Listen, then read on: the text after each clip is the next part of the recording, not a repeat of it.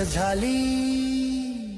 शिव छत्रपतींच्या तलवारीचा वारसा आणि महाराष्ट्राच्या भूमीचा अभिमान, या दोन्हीच्या धगधगत्या परंपरेतून एक नेता उभा राहिला, ज्याने भविष्याला नवा आकार दिला. पाहिला देवींच्या परंपरेसारखा शांत प्रकाश, विश्वासाच्या सावलीतून स्वप्नांना आकार देणारा, जिला त्यांनी स्पर्श केला ती माती